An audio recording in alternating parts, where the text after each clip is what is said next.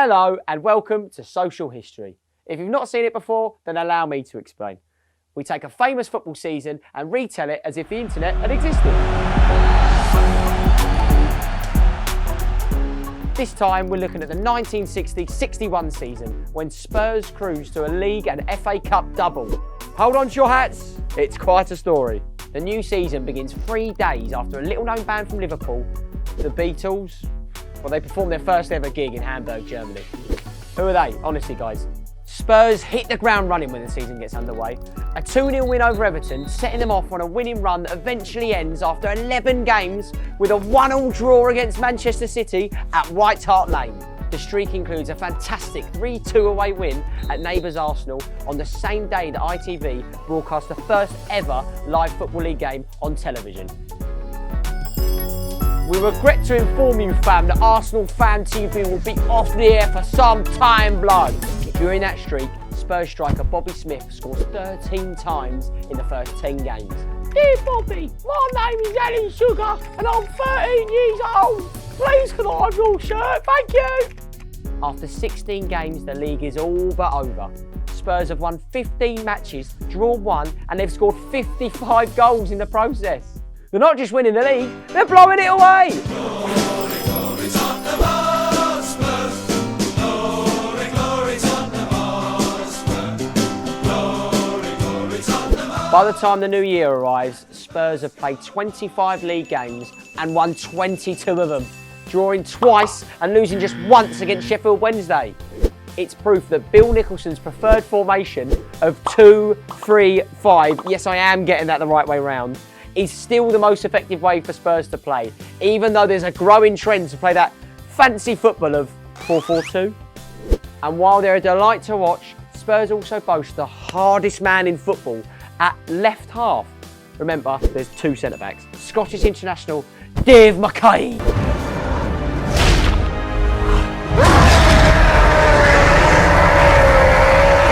Spurs' only sticky spell in the season would come in the early months of 1961 when defeats to Manchester United, Leicester City, Cardiff and Newcastle suggested that the wheels might just be about to come off.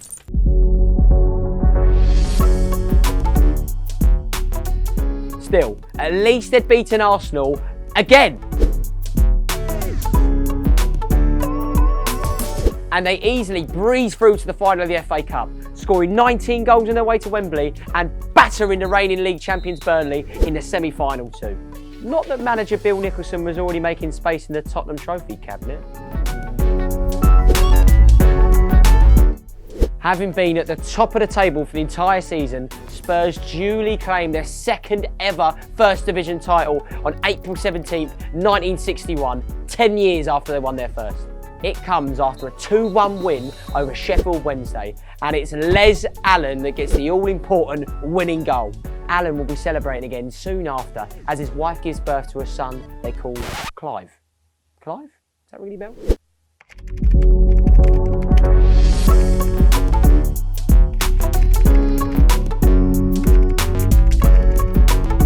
All that's left for Spurs in a season that has seen them dominate the First Division is the FA Cup final against Leicester City at Wembley.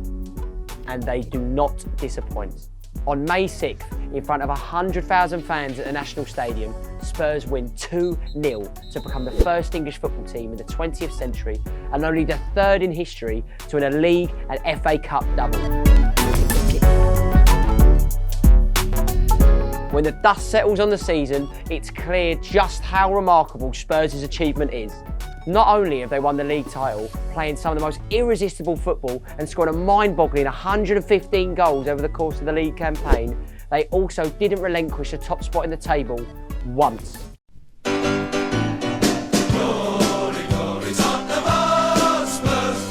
Glory, glory, Tottenham Hotspurs. If you like this video, give us a subscribe and a like. We're talkSPORT Social History and I'm GSK. And feel free to comment as well if you can actually remember 1961.